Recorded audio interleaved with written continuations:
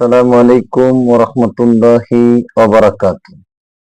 সম্মানিত দর্শক শ্রোতা, আজকে জানা অজানার বিষয় হচ্ছে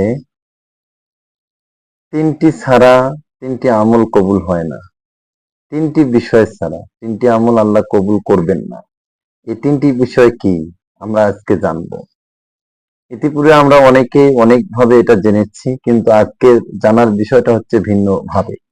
সুতরাং আপনাদের সাথে আমার এই কমিউনিকেশনটা এবং এখান থেকে যেন ভালো লাগা এবং ভালোবাসা তৈরি হয়, সেক্ষেত্রে আপনাদেরকে আমি জানিয়ে দিতে চাই যে তিনটি ছাড়া যে তিনটি আমল কবুল হয় না, এই তিনটি বিষয় কি।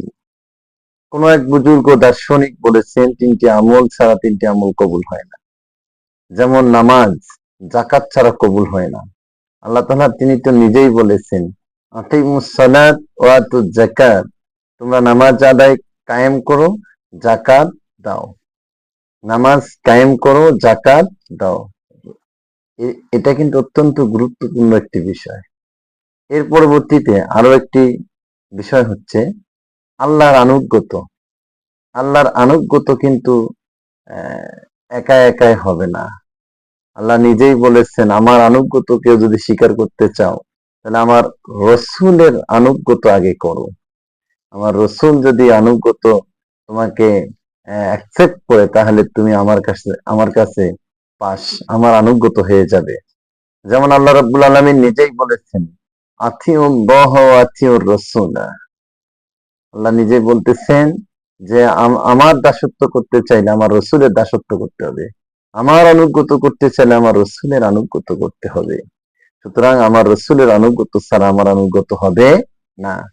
আরেকটি বিষয়, আল্লাহর কৃতজ্ঞতা। কেউ যদি বলে যে আমি আল্লাহর কৃতজ্ঞতা স্বীকার করি, আল্লাহ এখানেও কিন্তু আর একটা সাবজেক্ট রেখে দিয়েছেন, বিষয় রেখে দিয়েছেন যে তুমি যদি আমার কৃতজ্ঞতা স্বীকার করতে চাও, অবশ্যই অবশ্যই তুমি আগে তোমার বাবা মার কৃতজ্ঞতা স্বীকার করো, না হলে তোমার আমার কৃতজ্ঞতা স্বীকার করা হবে না। সেটা কোরআনুল কারিমে সূরাতুল মাইদা লোকমানের মধ্যে 14 নম্বর আয়াতে এসেছে, আনিস কুরুলি ওয়ালিদাইকা সুবহানাল্লাহ বিহামদিহি, যে আমার কৃতজ্ঞতা আদায় করো, তাহলে তোমরা তোমার বাবা মার কৃতজ্ঞতা আগে আদায় করো। অবশ্যই অবশ্যই আমাদের বাবা মার খেদমত করতে হবে।